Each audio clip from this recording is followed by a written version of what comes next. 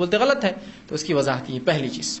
دوسری وضاحت جو غلط فہمی لوگوں کو ہوتی ہے وہ یہ ہے کہ اکثر سلف کے فتاوے اور وہ علماء کے فتاوے جو خود سعودی عرب میں رہتے ہیں، خود مسجد نبوی میں یا جو ہے مدینہ منورہ میں پڑھاتے ہیں، مدینہ یونیورسٹی میں پڑھاتے ہیں، جامعہ اسلامیہ، تو فتاوے موجود ہے کہ خبر جس مسجد میں وہاں نماز نہیں ہوتی ہے، جس مسجد میں خبر قبلے کی طرف وہاں نماز نہیں ہوتی ہے، جہاں مسجد درگاہ ایسا ہم بولتے ہیں نہیں، ہم بول سکتے درگاہ جہاں وہاں نماز نہیں ہوتی، تو پھر لوگ بولتے ہیں ہاں تم وہاں تو بڑا بولتے یا بھی مت بولو، تو یہاں تو یا بھی بولتے ہو، وہاں تو بڑا بولتے فلاں جگہ نماز نہیں ہوتی، آپ مسجد نبوی میں کیسے نماز پڑھ رہے ہیں، ہے نا؟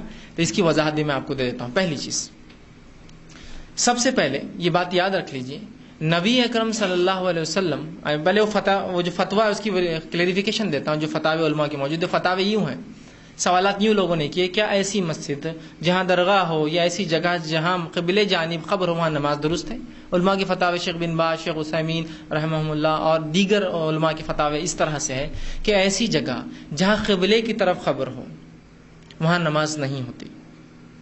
دوسرا، ایسی جگہ جہاں خبر کے لیے مسجد بنی ہو کہ لوگ خبر کی زیارت کو آتے تو ایک مسجد بنا دی جائے، وہاں نماز نہیں ہوتی، اس لیے کہ یہاں زیارت والوں کے لیے مسجد بنی ہے، مسجد خالص اللہ کے لیے اور اللہ کا ڈر رکھتے ہوئے بننا چاہیے۔ مسجد کا ایک ہی مقصد یاد رکھیے، وہ مسجد جو اللہ کا ڈر رکھتے ہوئے نہیں بنتی، وہ مسجد یاد رکھیے وہ مسجد نہیں ہو سکتی۔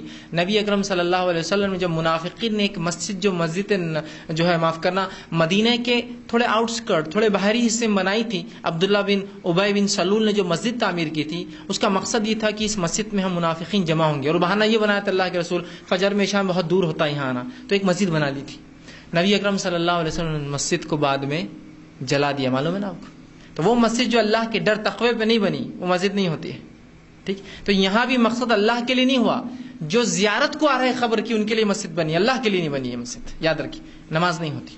تو اب یہاں یہ دونوں جو مسئلے آپ خود کہتے ہیں، تو یہاں تو دونوں چیزیں ہیں، یہاں خبر بھی موجود ہے، مسجد بھی موجود ہے، اور قبلے جانب بھی ہو، یاد رکھیے پیچھے صفحے بن رہی۔ اب کیا مسئلہ ہے اس کا مسجد نبوی کا؟ تو یاد رکھیے مسجد نبوی کچھ حالات کے بنیاد پر مستثنی اور ایکسپشنل ہے۔ وہ کیسے؟ اب میں آپ کو سمجھاتا ہوں۔ پہلی چیز، مسجد نبوی میں قبر مبارک بعد میں بنی، مسجد پہلے سے تھی۔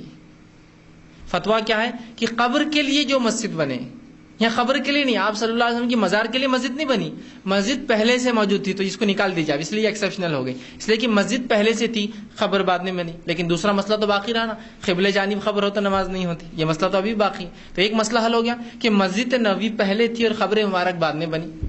اب کیوں بنی خبر مبارک وہاں؟ تو یاد رکھیے نبی اکرم صلی اللہ علیہ وسلم کی جب وفات ہوئی، صحابہ میں بڑا اختلاف ہوا۔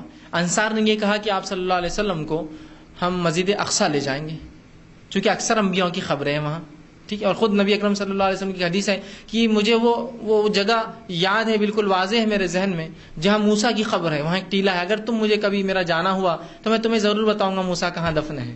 مسجد نبی کے پاس، مسجد اقصیٰ کے پاس آپ موسیٰ علیہ السلام کی بھی خبر ہے، یاد رکھیے۔ تو بہت سے انبیاء کی ہے، ابراہیم علیہ السلام کی بھی اس کے اطراف اور اکناف اس کے علاقوں میں بہت سے انبیاء کی ہے۔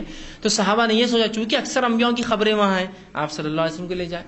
ابوبکر صدیق رضی اللہ عنہ اور فرمایا میں نے نبی اکرم صلی اللہ علیہ وسلم کہتے ہوئے سنا، نبی جہاں انتقال کرتا ہے وہیں تدفین ہوتا ہے۔ آئیے، مسجد نبی اس طرح سے بنی تھی، یہ سمجھ لیجیے قبلہ اس طرف، اوپر قبلہ ہے، مسجد نبی اس طرح بنی تھی، اور آپ صلی اللہ علیہ وسلم کے حجرے، آپ صلی اللہ علیہ وسلم ازواج کے حجرے اس کے دونوں طرف بنے تھے، سمجھ رہے آپ؟ مسجد نبی اس طرح چوکور ہے، قبلہ اوپر کی طرف ہے سمجھ لیجیے اس کا، اور دو سب گھر تھے۔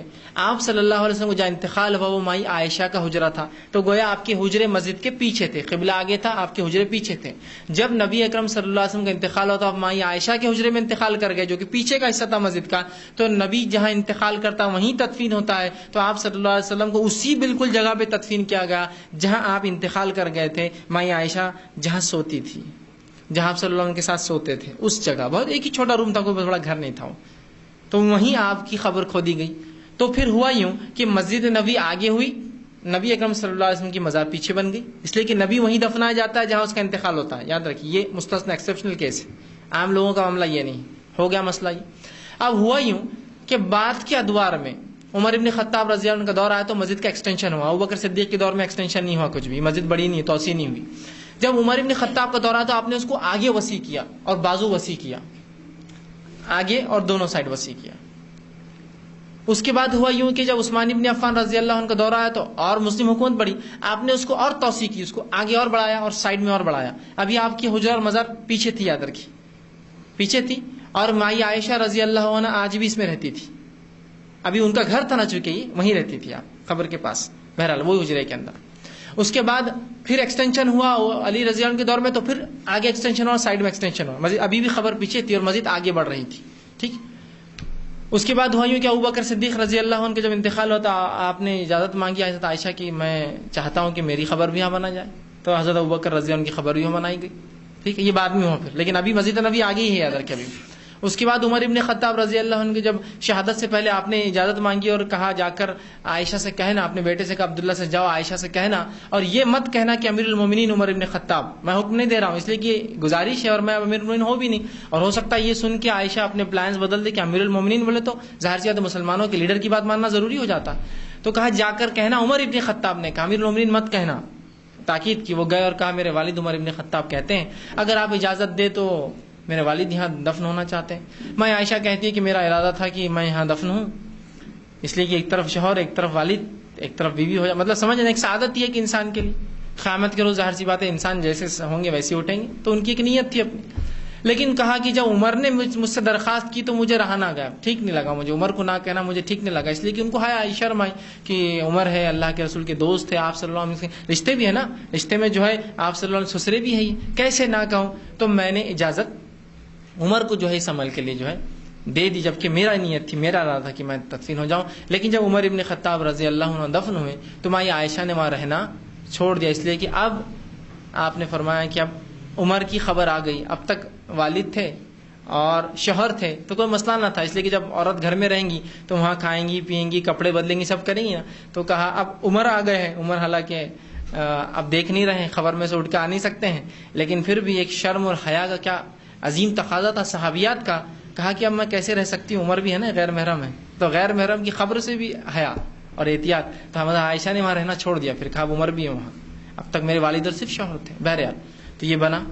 اب مسجد کی توسیع آگے ہوتے جا رہی ہے، مسجد کی توسیع سائڈ میں ہو رہی ہے، اور مسجد کی توسیع ایک طرف سے لمبی ہو رہی ہے، قبر مبارک کو بازو کر دیا گیا. مطلب سمجھ رہے، ایکسٹینشن اس طرح سے کیا گیا تھا کہ قبر ایک طرف ہو گئی تھی اور مسجد کو ادھر اور پیچھے توسیع دی جا رہی ہے اور آگے توسیع دی جا رہی ہے. یہ ایسا چلتا رہا اور کئی زمان تک چلتا رہا، حتیٰ کہ 16ویں صدی کے اندر جب عثمانی خلیفاؤں کا تسلط حجاز پر ہوا، جب وہ حجاز پر ان کی جو حکومت آئی تو ان میں ایک ان کا بادشاہ تھا، ایک خلیفہ جس کا نام سلیم تھا. سلیم نے جب حجاز کو اپنے جو ہے اندر لیا، کنٹرول میں لیا، تو تب وہ جو ہے وہ بدعتی قسم کا آدمی تھا. اس نے کیا کیا، اب تک نبی اکرم صلی اللہ علیہ وسلم کا جو حجرہ مائی عائشہ کا جو حجرہ تھا جہاں تینوں خبریں تھی، یہ کھلا تھا، اس پہ کوئی چھت نہیں تھی، سمجھ رہا، بالکل ایکسپوز تھا دھوپ، اور اس کو کوئی دروازہ نہیں تھا. مطلب وہ دروازہ بھی مائی عائشہ نے جب رہنا چھوڑ دیا، صحابہ نے نکال کے بعد کے دور میں دروازے کو بند کر دیا گیا. مطلب 4 دیواروں کے اندر 3 خبریں اور اوپر سے کھلا، یہ ایسے ہی تھا. جب وہ آیا تو اس نے پہلی بار یہ دیوار ہٹائی اور اس کے اوپر جو ہے تعمیر کر کے گنبد بنایا، گنبد. لیکن وہ گنبد خضرا نہیں تھا، ہرا نہیں تھا، وہ گنبد اودا تھا. لوگ بولتے ہیں ہرا گنبد، وہ مسلمانوں کی ہرا اس لیے کہ آپ کا گنبد، وہ ہرا نہیں تھا اس زمانے میں، وہ تھا اودا. اور کم و بیش ایسا 300 سال تک اودا ہی تھا، 1900 صدی تک اودا، بعد میں ہرا کیا گیا اس کا. بہرحال تو اس نے گنبد تعمیر کیا اور اودا گنبد بنا دیا، ٹھیک، اور اس کو دروازہ بنا دیا، سمجھ رہے، دروازہ بنا دیا، فلاں بنا دیا. اب بہت سے لوگ بولتے ہیں ہاں آپ صلی اللہ علیہ وسلم کے مزار پہ تو گنبد اور آپ صلی اللہ علیہ وسلم کا تو پورا ہمارے ولیوں کے اس سے بنائیں، ہاں تو یہ غلط ہے، یہ فلاں ہے فلاں ہے.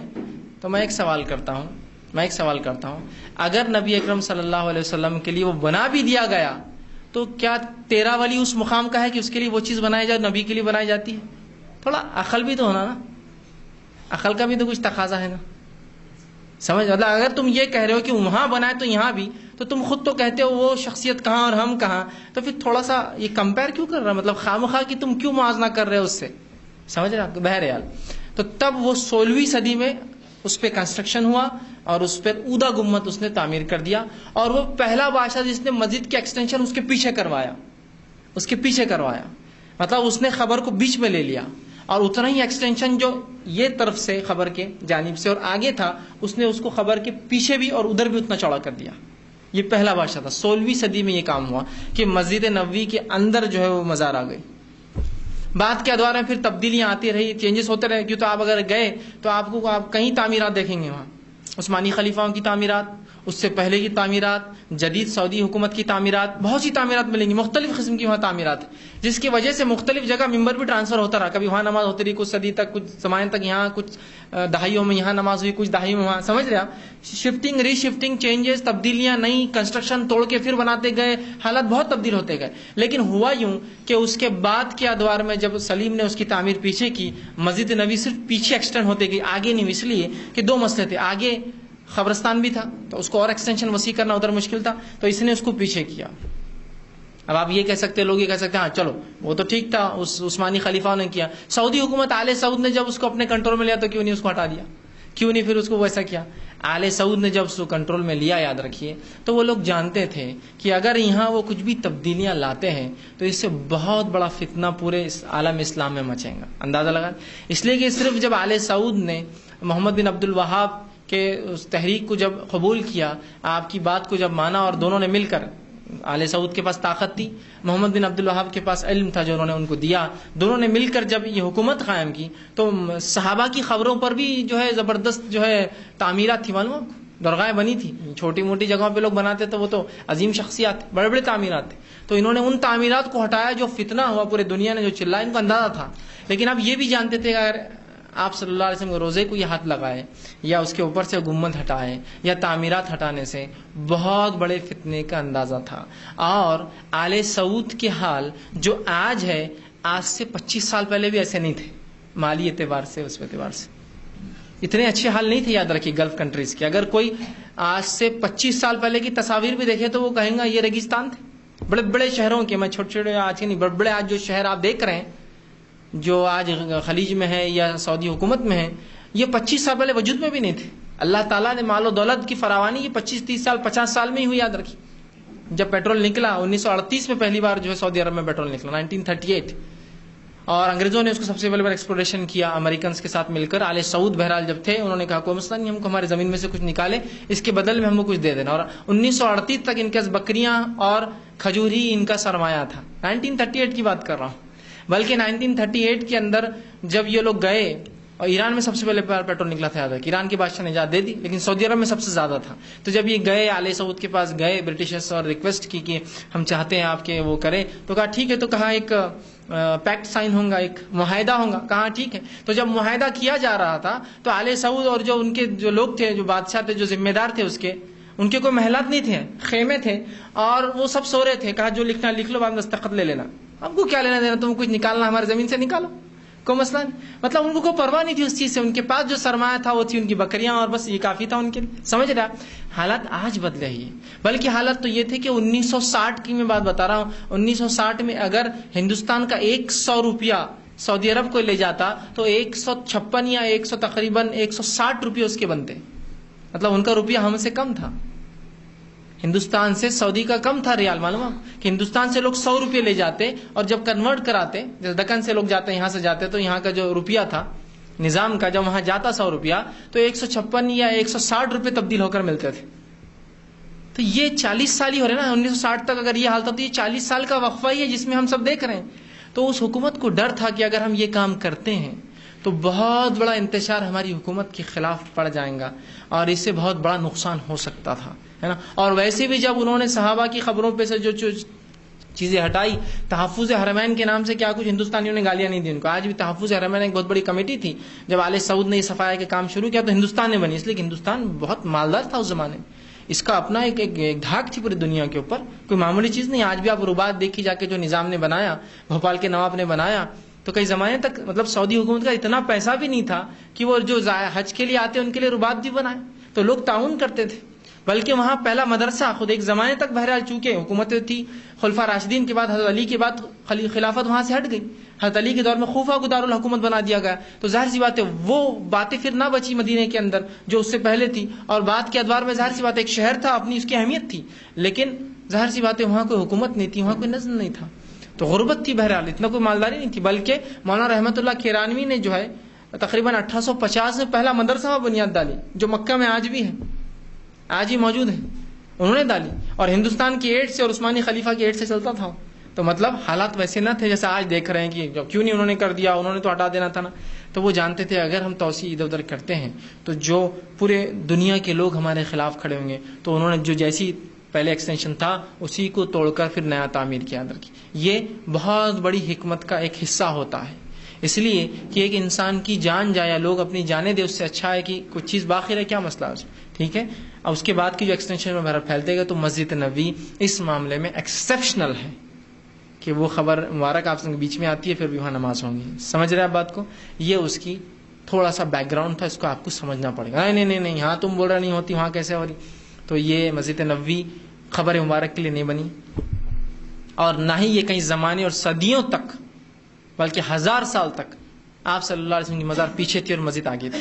اس کے بعد عثمانی خلیفاؤں نے اور بالخصوص سلیم سے جو سلسلہ شروع ہوا, تو ظاہر سی بات ہے وہ معاملہ ویسا ہی چلتا رہا. اور بعد کے آنے والے آل سعود کے پاس بھی اتنے طاقت, اتنے حالات نہیں تھے اس زمانے میں.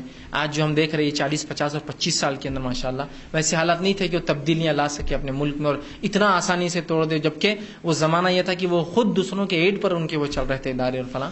تو ظاہر سی بات یہ نہیں ہو سکتا تھا.